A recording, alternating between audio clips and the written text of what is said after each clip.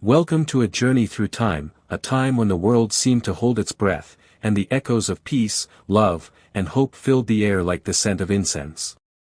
It was the summer of 1967, and in the heart of San Francisco, a cultural revolution was quietly taking shape. It was a season where everything felt possible, a moment in time when the dreams of a generation took form and shook the very foundations of society. The Summer of Love was more than a fleeting moment in history. It was the spark that ignited a movement, one that would forever change the course of music, fashion, politics, and, most importantly, the way people thought about each other and the world around them. San Francisco's Haight-Ashbury district became the epicenter of this revolution, a gathering place for young people from across the country who sought something beyond the conventional lives they had been handed. It was not about rebellion for the sake of rebellion, it was a genuine desire for something deeper, a yearning for a world that was more inclusive, more accepting, and more loving. And so, the streets of Haight-Ashbury were filled with free spirits, artists, poets, musicians, and activists, each one of them trying to rewrite the rules of the game. The colorful characters that walked those streets were easy to spot. Long hair, tie-dye shirts, bell-bottom jeans, and the unmistakable aura of optimism surrounded them. It wasn't just about the clothes. They were symbols of a revolution that was taking place not just in the streets of San Francisco but in the hearts and minds of millions of young people across the country.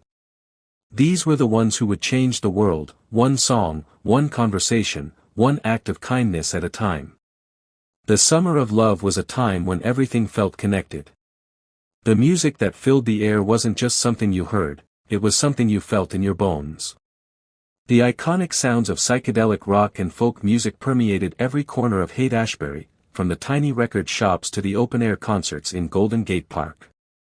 The Grateful Dead, Jefferson Airplane, Big Brother, and the Holding Company, these were the sounds of the era.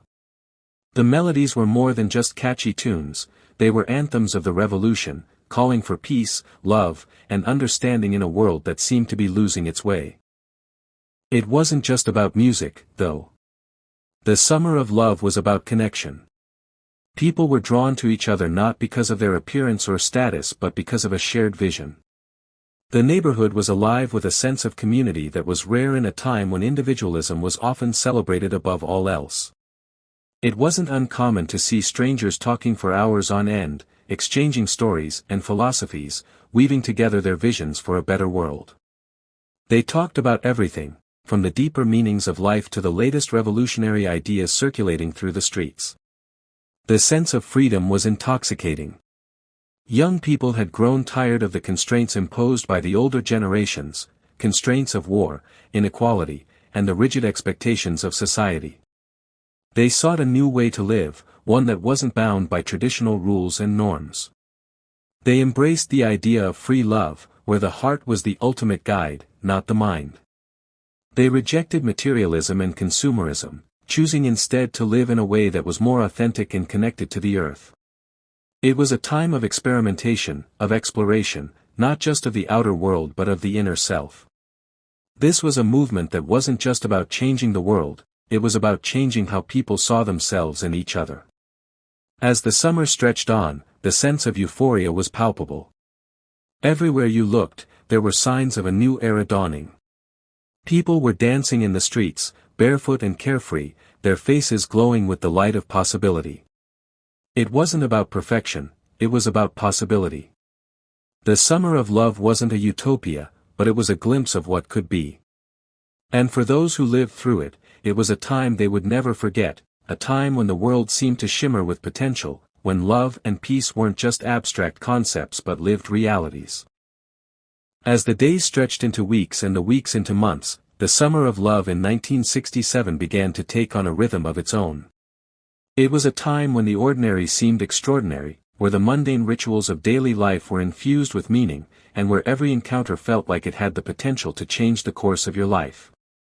It was an era that vibrated with possibilities, when young people everywhere believed, if only for a fleeting moment, that they could change the world. The streets of Haight-Ashbury had become a living testament to this belief. The district, once just another part of San Francisco, was now the epicenter of a cultural revolution that attracted thousands from across the United States, and even around the world. In those days, Haight-Ashbury wasn't just a neighborhood, it was a symbol. It represented freedom, a fresh start, and an escape from the rigidity of society's expectations. It was a place where you could live your truth without fear of judgment, where everyone was encouraged to be their most authentic self, and where the conventional rules no longer applied. And yet, despite all the optimism, the challenges of sustaining such a movement soon became evident. Haight-Ashbury, once a quiet and charming neighborhood, became overwhelmed by the influx of thousands of young people. As the summer progressed, the promises of peace and love were tested by overcrowding, lack of resources, and the inevitable clash between idealism and reality. It wasn't unusual for people to face long lines at food banks, or for some to struggle to find shelter amid the growing numbers of visitors. The spirit of communal living that had defined the movement began to be strained, but it didn't break. Despite these difficulties, the underlying message of the Summer of Love remained strong. People continued to gather in Golden Gate Park, where impromptu concerts, drum circles, and conversations about life and philosophy seemed to take place at all hours of the day. Music played a central role in this gathering, serving as both a form of expression and a vehicle for bringing people together. The sounds of the Grateful Dead, Jefferson Airplane, and the Mamas and the Papas filled the air, carrying with them not just the rhythms of the time but the hopes and dreams of an entire generation. One of the most iconic moments of the summer came with the Monterey Pop Festival, held in June of that year. It was more than just a concert, it was a celebration of the very ideals that had brought people to Haight-Ashbury. The festival brought together legendary artists such as Jimi Hendrix, Janis Joplin, Otis Redding, and The Who, whose performances became the stuff of legend. For many, it was the culmination of a movement that had started as an idea but had grown into a full-fledged cultural phenomenon. The festival wasn't just about music, it was a space for people to come together, to share in a collective experience, and to celebrate a new way of life. But what made the Summer of Love so unique wasn't just the music or the gatherings, it was the collective sense of purpose that had taken root. The belief in peace, love, and understanding wasn't just an abstract idea, it was a daily practice. People who had never met before would open their homes and share meals, offering kindness and compassion without hesitation. It was a time when people truly saw each other, not for their race, gender, or background, but as fellow human beings who were all striving for the same thing, a better world. For those who weren't in Haight-Ashbury, the Summer of Love was felt in different ways. News reports, television broadcasts, and magazine articles spread the images of long-haired youths with flowers in their hair, protesting against the Vietnam War, and celebrating a new way of thinking. The ideals of the Summer of Love began to seep into the broader culture, influencing fashion, art, and even politics. It wasn't just the hippie movement anymore, it was a cultural shift that had touched every corner of the country, reaching beyond the walls of San Francisco and making its mark on the national consciousness. However, as the summer began to fade, so too did the idealistic vision of what Haight-Ashbury and the broader movement had stood for. But even as the streets became more crowded and the realities of life in a densely packed neighborhood became harder to ignore, the influence of the Summer of Love did not dissipate. The ideals of peace, love, and freedom lived on, carried forward by those who had experienced it firsthand and those who would continue to fight for them in the years to come. The Summer of Love was not just a moment in time, it was a movement that changed the hearts and minds of those who lived through it and influenced generations that came after. As we look back on it today, we are reminded of a time when the world seemed full of promise, when music was more than just a song, and when love truly felt like the answer to all the questions we hadn't yet learned to ask. As the Summer of Love unfolded, it was clear that this wasn't just a flash in the pan, it was the beginning of a revolution. The movement, rooted in the search for peace and a rejection of the establishment, was driven by young people who were hungry for change. They sought to create a world that valued love over war, unity over division, and freedom over conformity. But the truth was that the Summer of Love, for all its beauty and idealism, was only a fleeting moment in the ongoing struggle for a better world. And as much as it felt like a dream, it was also a reality filled with complexity, contradiction, and struggle. In those heady days of 1967, there was an undeniable sense that the world was on the cusp of something great, something transformative. But just as the movement promised change, it also revealed the deep divisions within society. The Vietnam War raged on, and the draft continued to tear families apart. The civil rights movement was pushing for equality and justice, and yet, racism and inequality remained deeply embedded in the fabric of the nation. The young people who gathered in Haight-Ashbury knew that love alone couldn't solve all the world's problems, but they also knew that it was the starting point, a way to bring people together to work toward the changes that were desperately needed. For the youth of the Summer of Love, the war in Vietnam was a constant source of tension. Many felt that the conflict was not just a war against another country, it was a war against the very ideals they were fighting for. The anti-war sentiment that swept through the country in the 1960s became an integral part of the culture of the Summer of Love. Young men were being drafted to fight in a war that they believed was unjust, and young people everywhere began to question the motives behind their government's actions. It wasn't just the violence of war that they opposed, it was the hypocrisy of a system that claimed to fight for freedom while denying basic human rights to people at home and abroad. The streets of Haight-Ashbury became a microcosm of this larger movement. As the neighborhood grew more crowded, so too did the number of protests and demonstrations. In the parks and on the sidewalks, people carried signs, chanted slogans, and spoke passionately about the need to end the war and bring the troops home. The Summer of Love had, in many ways, become the backdrop for a larger political awakening. The youth who had gathered in the streets of San Francisco were no longer just protesting against the war, they were protesting against an entire system that they believed was corrupt and oppressive. Despite the challenges, the movement remained infused with a sense of hope. This hope wasn't about naive idealism, it was the belief that, by coming together, young people could build a better world. The shared experiences of living in Haight-Ashbury, of attending concerts, of discussing philosophy under the stars, and of working together to create a more just society, built a deep sense of solidarity. It was this solidarity that would become the foundation for future social movements, from the fight for civil rights to the feminist movement to the environmental movement. The music, too, played a vital role in cementing this sense of unity. The tunes that blared from radios and jukeboxes didn't just represent a soundtrack to a carefree life, they were the rallying cries of a generation ready to make its mark on the world. Songs like "For What It's Worth" by Buffalo Springfield, "Give Peace a Chance" by John Lennon, and "If You're Going to San Francisco" by Scott McKenzie became anthems for the movement, encapsulating the feelings of disillusionment and hope that defined the era. But it wasn't just the music that brought people together, it was the communal spirit that accompanied it. In the parks and on the streets, people gathered, holding hands, singing, dancing, and dreaming of a future where love was the answer to all the world's problems. Even as the Summer of Love continued to unfold, there was a growing awareness that the movement couldn't be sustained indefinitely. The reality of overcrowding, lack of resources, and the difficulties of maintaining a utopian vision began to take its toll. Yet even as the idealism of Haight-Ashbury began to fade, the impact of the Summer of Love continued to reverberate across the nation. The seeds of change had been planted, and they would grow into something far greater than anyone could have anticipated. The Summer of Love was never just about a season. It was a cultural moment that captured the spirit of a generation. It wasn't about perfection or flawless execution, it was about trying, in the face of adversity, to create something better. It was a movement born out of love, and it would live on in the hearts of those who had been touched by it. It was the beginning of a long and often difficult journey, one that would lead to greater freedom, equality, and peace, but it all started in the streets of Haight-Ashbury, where people dared to dream of a different kind of world. As the summer began to wane, the idealistic fervor of the Summer of Love slowly gave way to the harsh realities that accompany any social movement.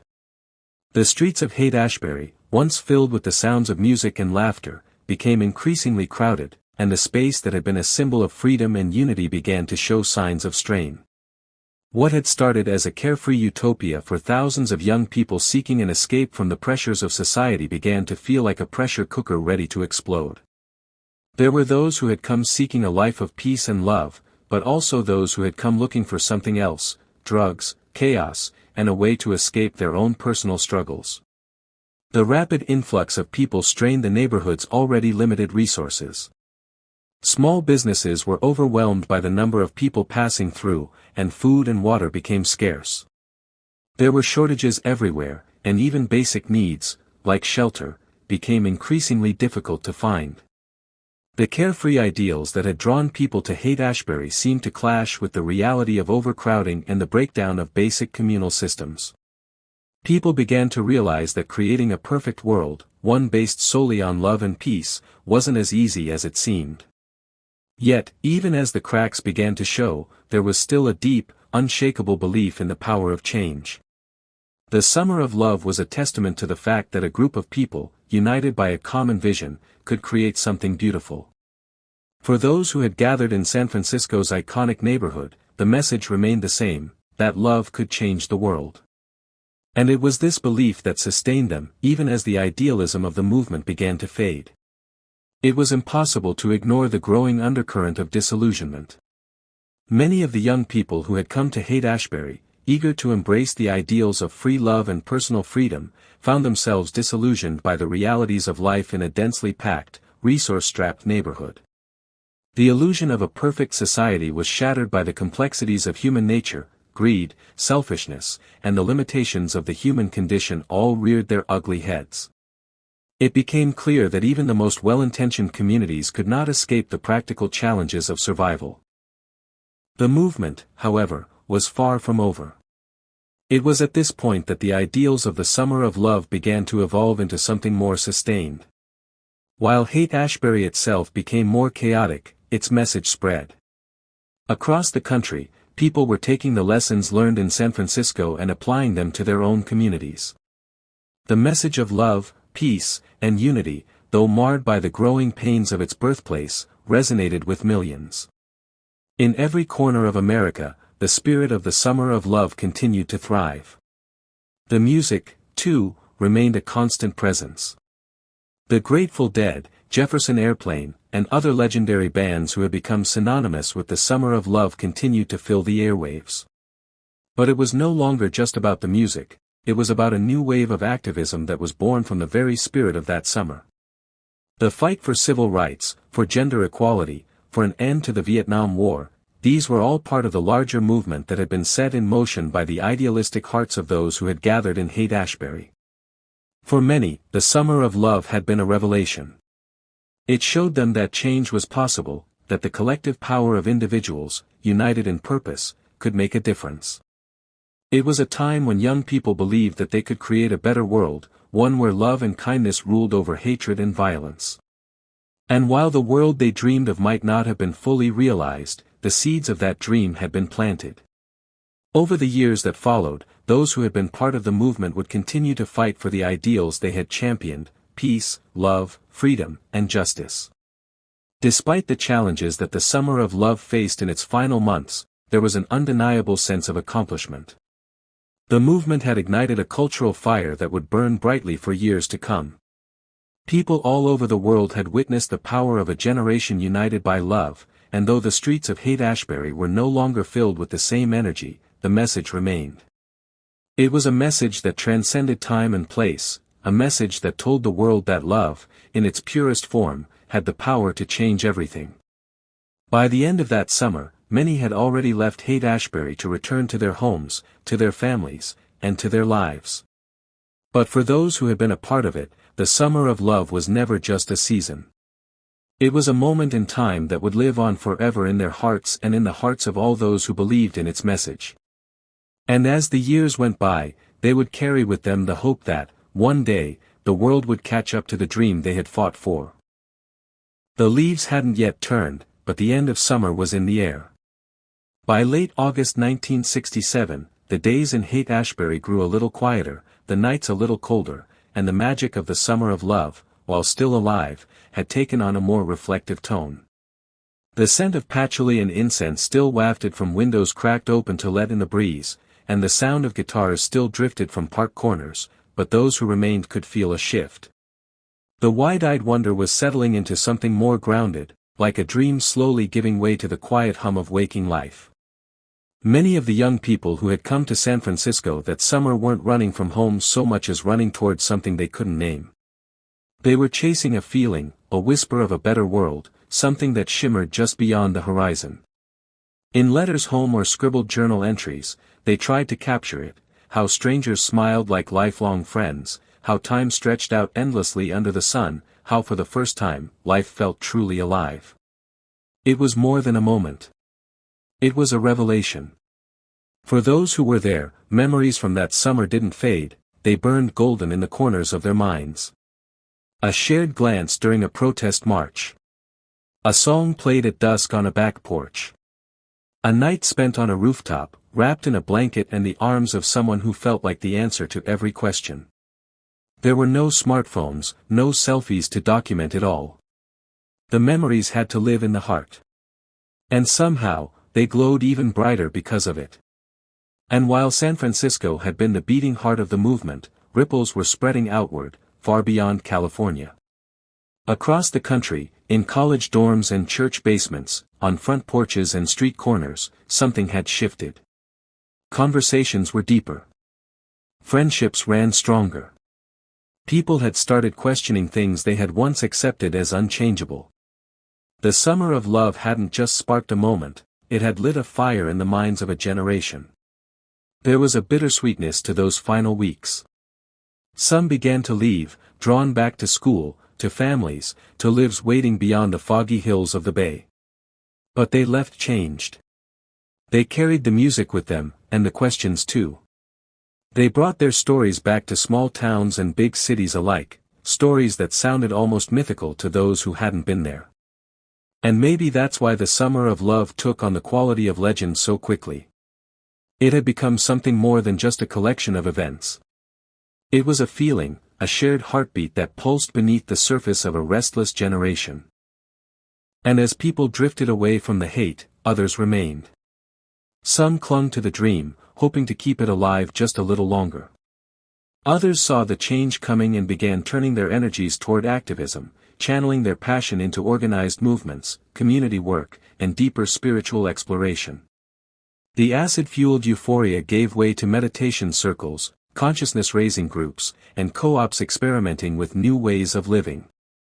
The vibe was shifting, but the desire to live authentically, to live meaningfully, had not disappeared. For those who watched it from the outside, the summer of love seemed like an explosion of color and chaos. But for those who lived it, it was the most coherent thing they'd ever felt. It was a moment when the world made sense, when love didn't have to be explained, and when strangers became soulmates in a single shared song. It was messy, yes. Imperfect. But it was real. And sometimes, that's enough to change everything. As the seasons changed and autumn crept into the Bay, a strange silence began to settle over Haight-Ashbury. The laughter still echoed in alleyways, but it now carried a different tone, softer, tinged with memory. The once constant buzz of new arrivals had slowed, and the crowds thinned as people packed up their belongings, kissed new friends goodbye, and stepped out into the unknown with heavy hearts and wide eyes. Some left with nothing but the clothes on their backs and a pocket full of stories. Others carried dreams like souvenirs, tucked between worn denim and scribbled lyrics. But even as the summer of love faded into the rearview mirror of time, its echo lived on, not just in San Francisco but in the soul of a generation. The movement that had sparked from poetry and guitars, from incense smoke and rebellion, didn't end when the leaves began to fall. It morphed. It matured. The love that had bloomed in the sun-drenched streets of Haight-Ashbury grew deeper, richer, more rooted. Many of those who came for the music and the magic left with something greater, a sense of purpose. The energy that once danced in Golden Gate Park now poured into social movements, political action, and cultural shifts that would ripple across decades. Former flower children became activists, teachers, parents, and artists. They carried the spirit of that summer like a hidden tattoo, sometimes fading, but never forgotten. And yet, for all its long-lasting influence, the summer of love remained elusive. You couldn't hold it. You couldn't frame it. It lived in a moment, a smile shared over a protest sign, a record spinning late into the night, a barefoot dance in the grass under a sun that felt like it belonged to everyone. It was raw. It was chaotic. And it was beautiful. Some say it was doomed from the start, that the weight of so many dreams could never be held up by the fragile beams of one neighborhood and one season. Maybe they're right. But maybe that's exactly what made it so unforgettable. It burned bright because it had to. Because it knew, somehow, that it wasn't meant to last forever. And like all things that shine too hard and too fast, it left a ghost in its wake. You could feel it for years afterward, on dusty record players, in the scent of patchouli at an old bookstore, in a protest chant that started with just one voice. It became myth, not because it was exaggerated, but because it was realer than anything before or after.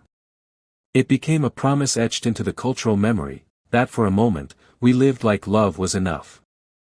And now, as we step toward the final pages of this story, we carry the spirit of that summer not just as nostalgia, but as a question echoing forward: what if it could happen again?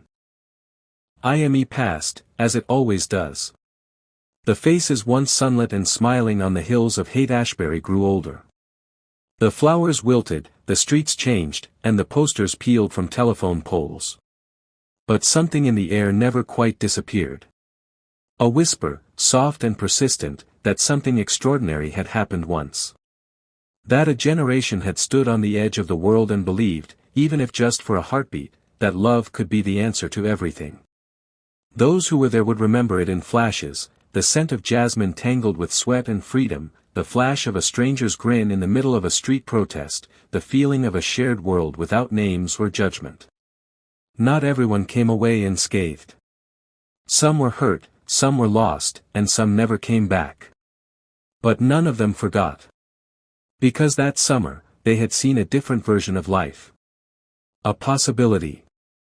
In the years that followed, the world moved on, but the echoes of that golden season showed up everywhere: on stage, in law books, in quiet conversations between parents and children. The summer of love had not ended in the fall. It had grown up. It had left the city, yes, but it had taken root in the people who had danced through its fields. You could still feel it when a song from 1967 plays and your heart swells without warning. You could still feel it in the way the world occasionally stops, just long enough to remember that kindness is radical, and joy is a revolution. And now, looking back from this far horizon, the summer of love feels almost like a dream someone else lived, but somehow, it's our dream. Whether you were there, or whether your parents were, or maybe just someone you once knew told you stories about the light in the trees, the echo of music down a painted street, it lives in all of us. Because the truth is, the summer of love wasn't just about San Francisco. It wasn't even just about 1967. It was a reminder of what we're capable of when we dare to imagine more. When we reach out instead of turning away. When we believe that connection is sacred, that peace is possible, and that the smallest acts of love can build a world worth living in. So now, as we close this story, maybe it's not really an ending. Maybe the summer of love is still waiting for us, in every open heart, every protest song, every quiet hope. Maybe the world is always just one brave moment away from remembering what it once knew. Thanks for watching. If you'd like to see more stories like this, nostalgic, soulful, and real, drop a comment and let us know what you'd love to revisit next. And don't forget to subscribe and share the video with someone who needs a little light today. Until next time, peace, love, and all the echoes of that